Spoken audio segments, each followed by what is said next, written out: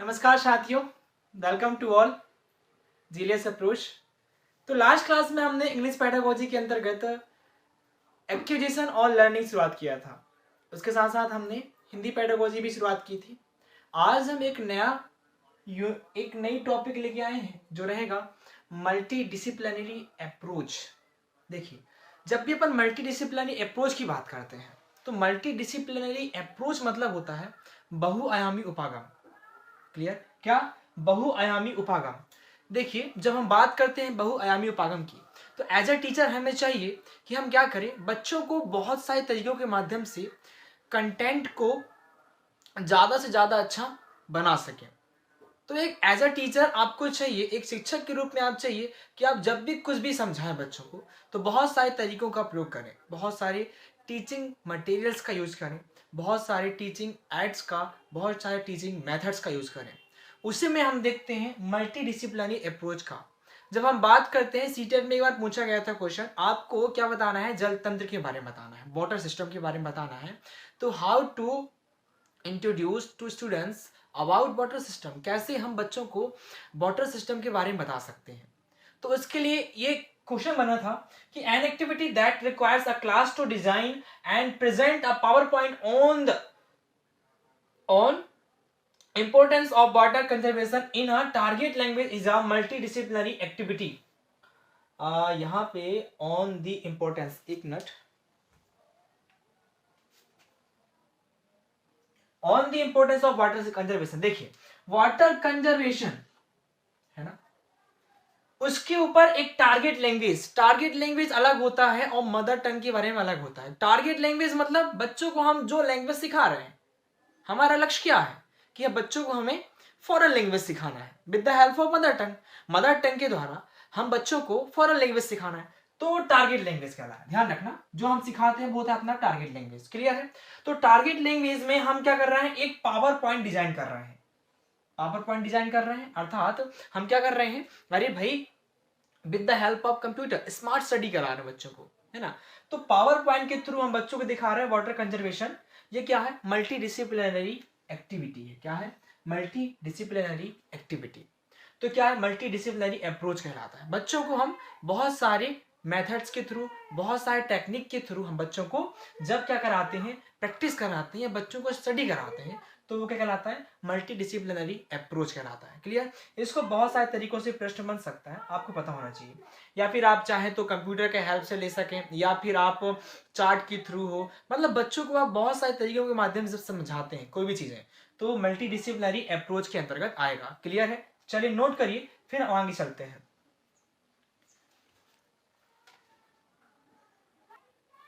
चलिए अब बात करते हैं हम लोग सबसे इंपॉर्टेंट लैंग्वेज स्किल्स के बारे में कि भाई लैंग्वेज स्किल्स क्या होते हैं, भाषा कौशल क्या होता है। आप लोग को सबको पता है कि भाषा कौशल क्या होते हैं। मुख्य रूप से चार होते हैं। क्या होते हैं? चार होते हैं भाषा कौशल। कौन कौन से? सिक्वेंस में आपको याद रखना है। क्या? LSRW। क्या? LSRW, language skill,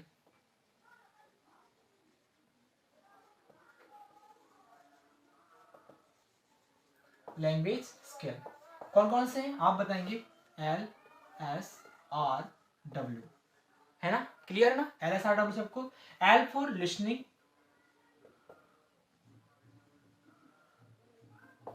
then S for speaking, R for reading, and W for writing।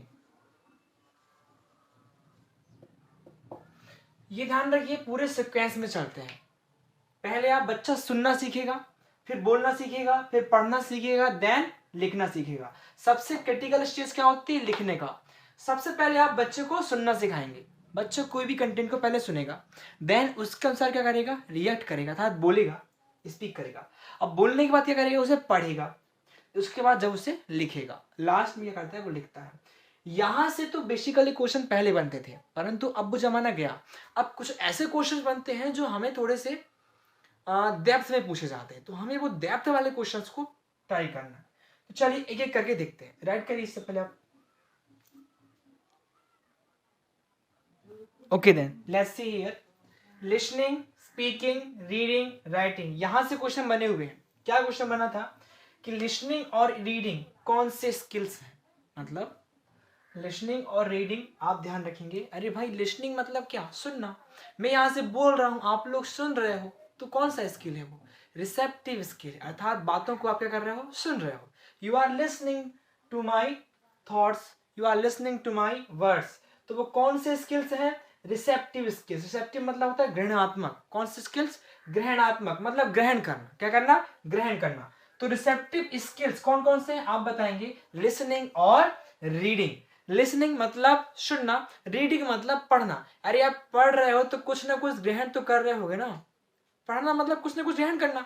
तो लिसनिंग और रीडिंग क्या है, रिसेप्टिव स्किल्स हैं, ग्रहणात्मक कौशल हैं। आपसे पूछेगा which are skills, which are the receptive skills, इनमें से कौन सी आपकी रिसेप्टिव स्किल्स है, आप बताएंगे लिसनिंग और रीडिंग।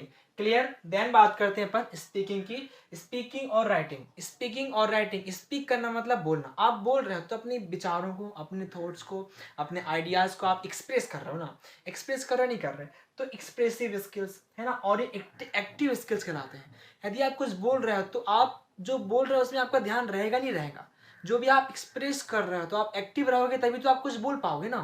तो स्पीकिंग और राइटिंग की ऐसे ही कुछ भी आएगा आप बोल दोगे। राइटिंग में भी हम क्या करते हैं, अपने आइडियाज को एक्सप्रेस करते हैं। With the help of writing we express our things, we express our thoughts, है ना। तो राइटिंग और स्पीकिंग क्या है, एक्सप्रेसिव स्किल्स हैं। ये चारों स्किल्स को अपन ने क्या कर दिए, अलग अलग पार्ट्स में डिवाइड कर दिए। कौन कौन से, रिसेप्टिव एंड देन एक्सप्रेसिव, दोनों आपको पता होने चाहिए, ऐसा पूछ सकता है ना। ठीक, राइट करिए इसे आप लोग। चलिए अब कुछ पॉइंट और नोट करिएगा मेरे साथ। कौन कौन से पॉइंट आप बताएंगे भाई, कुछ प्राइमरी स्किल्स होते हैं, कुछ सेकेंडरी स्किल्स होते हैं। ध्यान रखिएगा, जो प्राइमरी स्किल्स होते हैं, कहने का मतलब क्या है, प्राथमिक कौशल। प्राइमरी स्किल, क्वेश्चन बना है प्राइमरी स्किल्स, प्राइमरी स्किल्स कौन कौन से होते हैं आप बताएंगे, लिसनिंग और स्पीकिंग। लिसनिंग प्लस स्पीकिंग आपकी क्या है, ये प्राइमरी स्किल्स है। बच्चा जब भी विद्यालय में आएगा, बच्चा जब भी विद्यालय में आएगा तो सबसे पहले आप उसे क्या सिखाओगे भाई, सुनना सिखाओगे ना, सीधे आप उसको लिखना सिखा दोगे। बच्चा पहले सुनना सीखेगा, पहले बच्चे को आप जोड़ोगे स्कूल के एटमॉस्फेयर से, बच्चों के साथ आप उसे जोड़ोगे। तो जोड़ने के लिए सबसे पहले क्या करोगे, आप उसे सुनना सिखाओगे, लिसनिंग। उसके बाद जब बच्चा सुनना सीख जाए, आपकी बातों को सुनना सीख गया एक बार, उसके बाद यदि आपकी बातों को सुनना सीख गया तभी तो वो अपनी बातों को बोल पाएगा, एक्सप्रेस कर पाएगा, अर्थात स्पीक कर पाएगा, बोल पाएगा।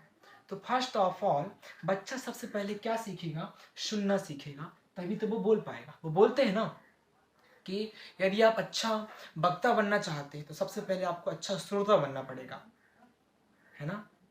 तो सबसे पहले आप अच्छा सुनना सीखिए, सुनना सीख जाएंगे तभी आप बोलना सीखोगे। ठीक है, क्लियर है, ये प्राइमरी स्किल्स हैं। अब बात करते हैं अपन री इन्फोर्समेंट स्किल। क्या, री इन्फोर्समेंट स्किल की।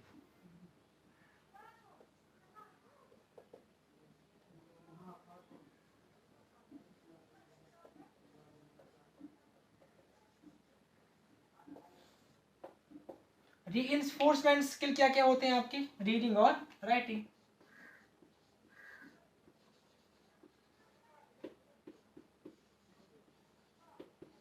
इनको रीइंफोर्समेंट स्किल क्यों कहा गया, देखिए क्योंकि भैया इनके तहत ही रीडिंग मतलब बच्चा पढ़ना, बच्चा एक बार बोलना सीख गया तभी तो बच्चा पढ़ना सीखेगा ना। तो बच्चे को अपन क्या करना है, बच्चे को इस तरह से तैयार करना है कि बच्चा क्या कर सके, पढ़ना सीख सके। जो वो बोल रहा है वह किताबों को पढ़ सके, तो उसके लिए आप उसे क्या करोगे, इन्फोर्स करोगे, उसे पुनः बुलंद दोगे। साथ में लिखने, बच्चा लिखना, बच्चा तभी लिख पाएगा जब वह पढ़ पाएगा। देखो सीक्वेंस में चल रही सारी चीजें, लिसनिंग, स्पीकिंग, रीडिंग और राइटिंग। राइटिंग का काम सबसे लास्ट में होता है, सबसे क्रिटिकल वर्क होता है कौन सा, राइटिंग का काम। क्लियर है, चलिए नोट करिए इसे। फिर हम देखेंगे एक और चीजें, बॉटम टू अप और अप टू बॉटम। ये दो तरीके हैं जहां से क्वेश्चन बनते हैं, आपको पता होने चाहिए। राइट करिए इसे आप। See here guys, bottom to up approach मतलब नीचे से ऊपर की ओर। जब भी हम क्लास में जाएंगे तो बच्चों को हम इस मेथड्स का यूज करके हम बच्चों को कोई भी चीजें सिखाएंगे। बॉटम टू अप अप्रोच है क्या? देखिए, आप क्लास में जाएंगे तो सबसे पहले आप बच्चों को सीधे स्टोरी नहीं सुनाएंगे। आप बच्चों को सबसे पहले क्या कराएंगे? अल्फाबेट्स बताएंगे कि ए क्या है, बी क्या है, सी क्या है, डी क्या है, वोवल्स कौन है, कॉन्सोनेंट कौन है। उसके बाद जब बच्चा इन्हें सीख जाएगा, इन्हें पहचानने लगेगा, आफ्टर दैट आप उन्हें शब्द बनाना सिखाएंगे कि 2 लेटर्स को मिला के, 3 लेटर्स को मिला के, है ना, अपन क्या बनाएंगे? बच्चा वर्ड्स बनाना सीखेगा। क्या सीखेगा? वर्ड्स बनाना।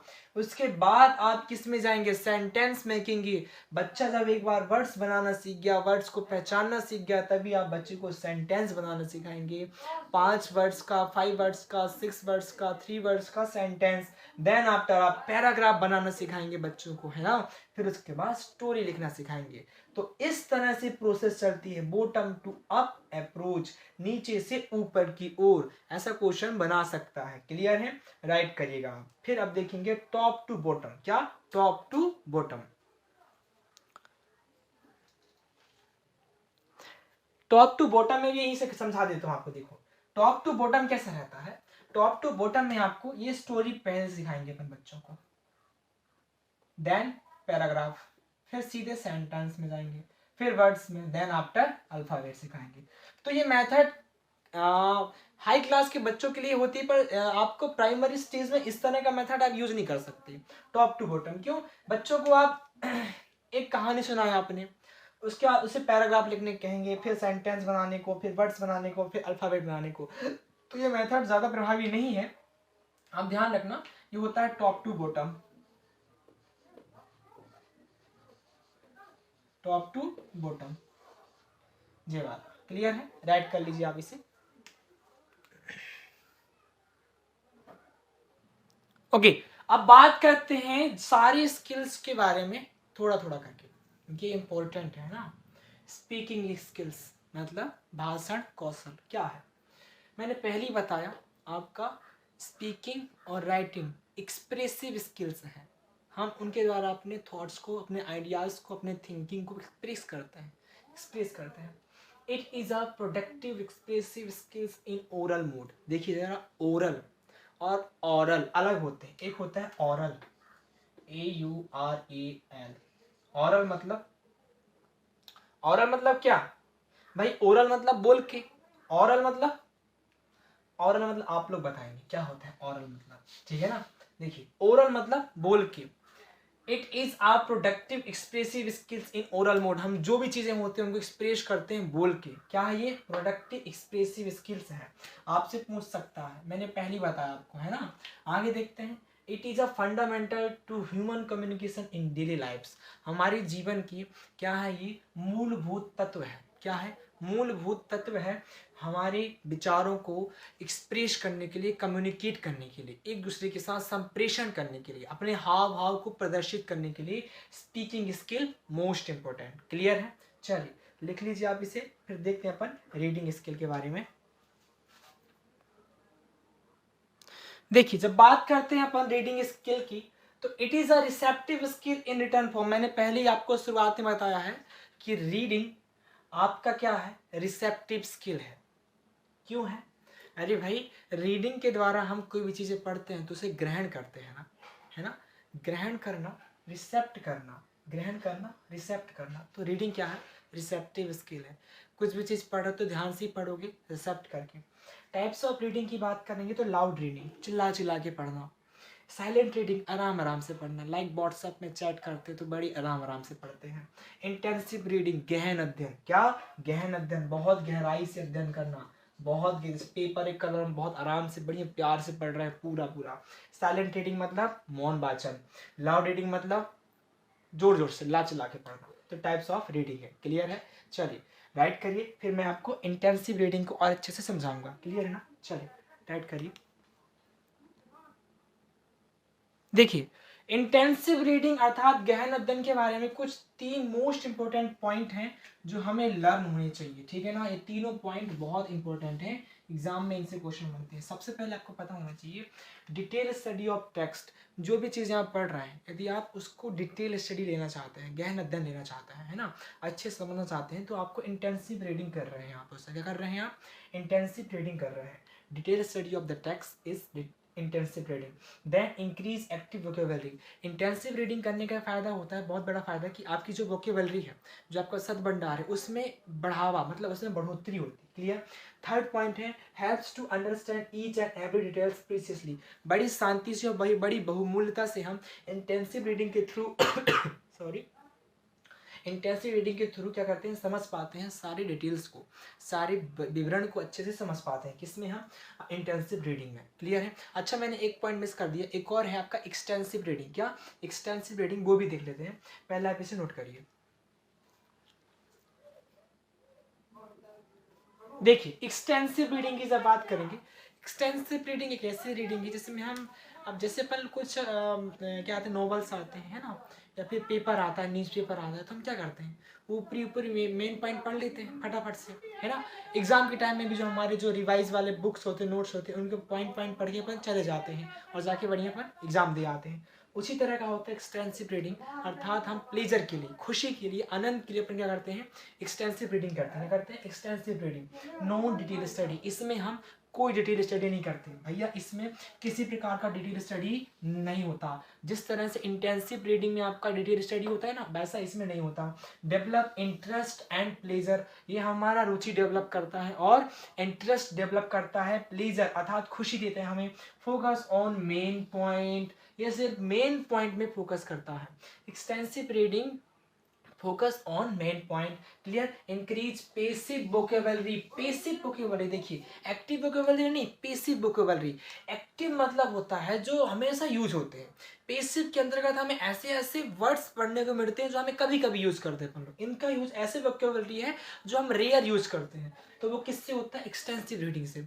हम जब खुशी खुशी में कुछ चीज़ें पढ़ लेते हैं तो हमें ज़्यादा याद रहती हैं, और सडनली कहीं आ गए वो सामने तो हम उनका यूज़ कर लेते हैं, तो वो होता है पेसिव वोकेबलरी। ये 4 मोस्ट इंपॉर्टेंट पॉइंट है किसके, एक्सटेंसिव रीडिंग की।